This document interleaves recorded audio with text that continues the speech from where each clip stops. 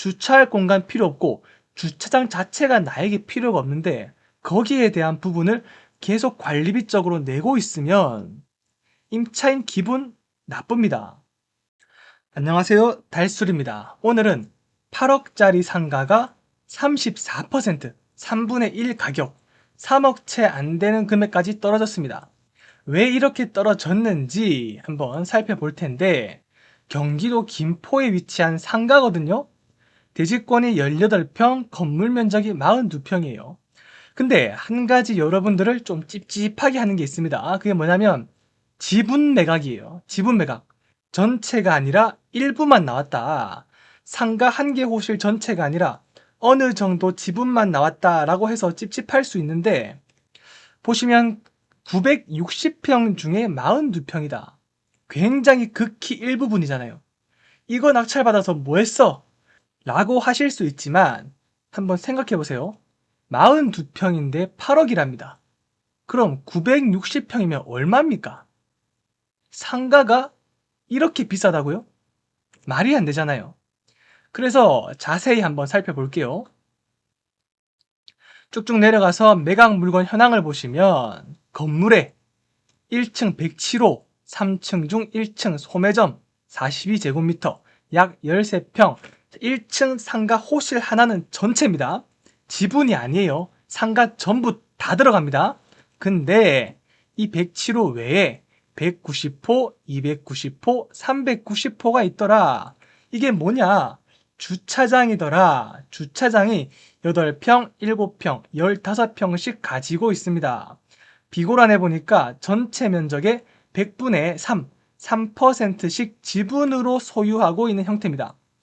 상가로 쓰려고 하는 호실이 지분이 아니라 이 주차장이 지분으로 되어 있다는 거예요. 근데 한 가지 궁금한 게, 보통 이런 상가들은 이 107호 건축물 대장을 볼게요. 건축물 대장을 보면 전유 부분과 공용 부분으로 나눠져 있습니다. 전유 부분이 실제로 상가로 이용되는 부분이고요. 공용 부분에는 화장실이라든지 계단, 복도, 전기실, 발전기실 이런 게 있고, 주차장도 여기에 포함이 돼야 되는데 지금 포함이 안 돼 있어요. 포함이 안 돼 있기 때문에 지금 따로 나온 겁니다. 왜 안 되어 있는지 살펴보니까 호실이 구분되어 있어요. 주차장인데 190호라고, 290호라고, 390호라고 별도의 호실이 지정이 되어 있다 보니까 공용 면적으로 들어갈 수가 없는 겁니다. 그래서 각각 소유자들끼리 지분별로 소유하고 있더라. 결론적으로 실제로 소유하고 있는 상가는 12.7평인데 이런 주차장 부분들이 합쳐져서 42평이다 라는 겁니다. 그래서 뭔가 지분으로 쪼개져 있으니까 전부 사용하지 못하는 거 아냐? 라는 걱정을 안 하셔도 된다는 거, 이게 첫 번째고요. 쭉쭉 더 내려가 볼게요. 임차인 없습니다. 등기부 현황을 보니까 근저당권, 말소 기준권이고요. 이후에는 전부 다 소멸되기 때문에 권리상 떠안을 것도 없고 임차인도 없기 때문에 가장 깔끔한 물건이에요. 이제 입찰 금액만 산정하면 됩니다. 근데 지금 이 부동산 뭡니까? 상가잖아요. 상가인데 임차인이 없는 거는 찝찝합니다. 왜냐하면 상가는 임차인을 넣어서 수익을 거둬야 되거든요. 월세를 받는 게 목적인데 임차인이 없다면 이 상가 원래부터 없는 걸까? 지금 잠시 비어 있는 걸까? 이 공실의 위험을 감안하지 않을 수가 없습니다. 상가는 가장 중요한 게 공실률이 없는 거니까요. 특히나 이런 1층 상가에서는. 그래서 주변 입지를 한번 살펴보겠습니다. 자, 네이버 지도를 보시면 우사마라는 음식점 보입니까? 여기가 목적물이 있는 곳이에요. 이곳을 주변 둘러보면 아파트 단지들이 굉장히 많습니다. 근데 딱 봐도 상권이 발달되어 있는 것 같은 것 보이죠? 이쪽입니다.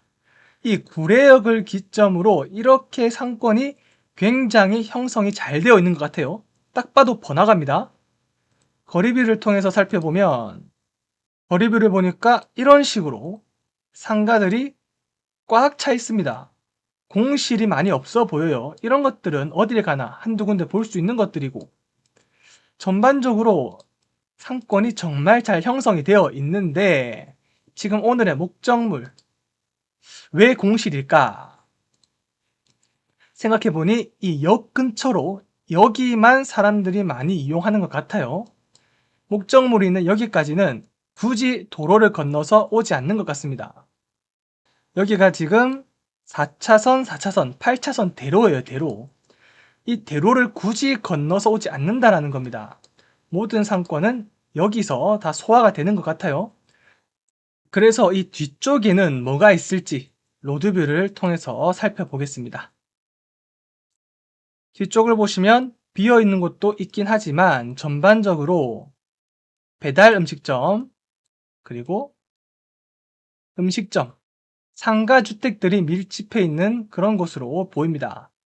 오늘의 목적물까지는 얼마 멀지 않거든요. 들어가 보시면 여기가 오늘의 목적물입니다. 일단 외관을 봤었을 때 썩 마음에 들진 않습니다. 이게 기분 탓인지 모르겠는데 햇빛을 보더라도 앞 건물에 막혀서 전부 다 그늘이 져 있어요. 침침한 느낌을 줍니다. 오늘의 호실은 어디냐면 바로 여기가 107호거든요. 현재 공실이고 이 건물이 2016년도에 준공이 됐습니다. 준공된 이후로 2017년에는 임차인이 있었냐? 임차인이 없었고요. 중간쯤인 2021년 정도를 보더라도 비어 있어요. 이 건물이 지어지고 나서 약 7년, 8년이 돼가는데 단 한 명의 임차인도 없었다는 겁니다. 계속 공실이었단 거예요. 그래서 이쪽은 사람들의 발길이 잘 닿지 않는 곳인가 라는 생각을 할 수도 있고요. 어찌됐든 단 한 명의 임차인도 들어온 적이 없는 그런 호실이다. 물론 경매에 나온 이 호실만 문제 있는 건 아니에요. 보시면 아시겠지만 2층도 공실이 굉장히 많습니다. 다 공실이에요. 이렇게 공실이 많은 이유가 월세가 비싸서 그런가? 왜냐하면 지금 감정평가 금액이 8억이었잖아요. 8억이면은 어느 적정한 수익을 거두기 위해서는 월세가 조금 높아야 돼요. 뭐 200만 원 이상? 그 정도 될 것 같은데 그런 금액에는 이곳에 사람들이 아무도 들어오지 않겠구나라는 거예요. 진짜 월세가 어느 정도 되는지 네이버 부동산을 통해서 확인을 해보니까 PPT 화면으로 잠깐 돌아가 볼게요. 자, 이 화면을 보시면 여기가 목적물이고요. 1층만 조사한 겁니다. 1층에 8개의 물건이 나와 있어요. 보니까 42제곱미터. 우리가 보려고 하는 목적물과 동일한 면적이 2천에 110, 2천에 130. 뭐 그렇게 비싼 금액은 아니에요. 연수익으로 따지면 1,560만 원이고요. 지금 감정 가격이 8억 되니까 수익률로 따져보니까 2%도 안 됩니다. 금액이 굉장히 떨어져 있어요. 대출 이자 갚기에도 부족해 보입니다. 그래서 경매에 나오지 않나 싶은 생각이 들고요. 아마 초창기 분양할 때는 수익률 5%, 6%, 뭐 7%, 월세 250, 300 받는다고 광고했을 겁니다. 근데 실상은 100만 원에도 지금 나가지 않는다. 7년째 공실이다라는 거 알 수 있어요. 그럼 현재 얼마까지 떨어졌냐면 2억 8천만 원 선까지 떨어졌거든요.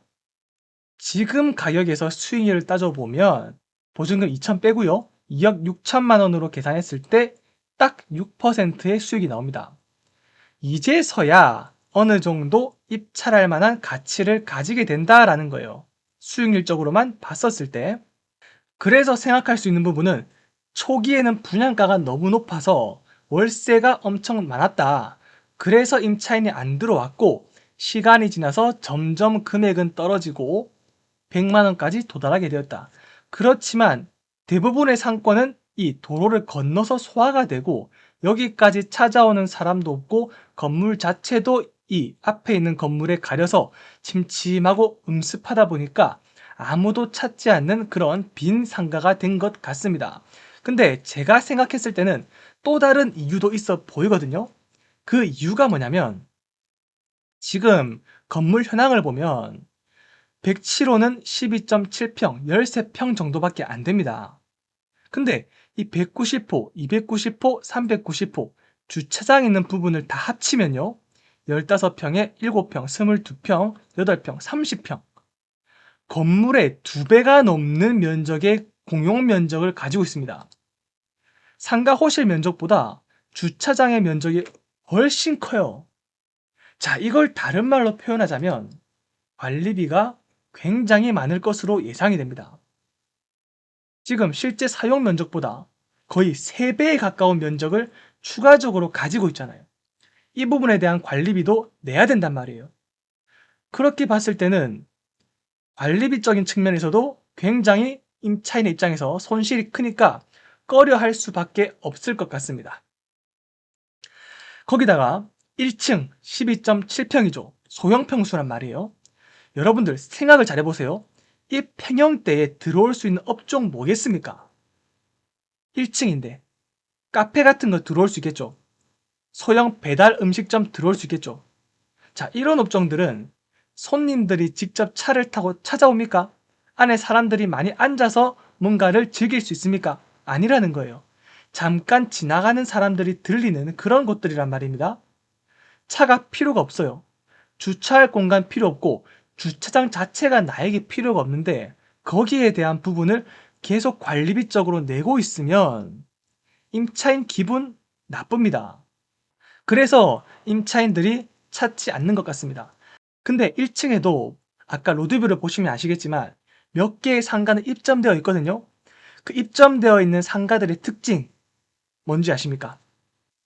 음식점이고요. 호실을 하나만 쓰는 게 아니에요. 호실을 3개, 4개 크게 쓰고 있습니다. 테이블도 많아요. 손님들이 찾아옵니다. 차를 타고 주차할 공간 필요하겠죠.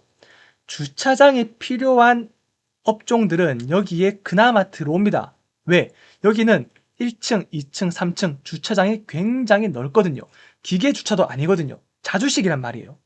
그런 업종들은 들어올 만하지만 이런 소형 평수의 업종은 들어올 이유가 없다라는 겁니다. 아시겠죠? 그리고 여기에 있는 1층 호실 경매에 나온 적이 있었습니다. 있었고 똑같이 8억으로 평가가 되었어요. 금액은 얼마에 낙찰되었냐? 1억 3,900입니다. 17% 수준에서 낙찰이 되었어요. 이 상가의 가치는 이 정도밖에 안 되는 겁니다. 이 금액의 낙찰을 받아야 이 공실 리스크를 감안하고 입찰할 가치가 있나 보구나 라는 생각을 할 수 있습니다. 현재 2억 8천까지 떨어진 상태잖아요. 여기서 절반이나 더 떨어져야 될 것 같습니다. 다시 돌아와서 지금 보시면 2022년 불과 2년 전에 8억 5천이란 금액으로 소유권이 이전되었는데 어떻게 보면 참 안타까운 것 같습니다.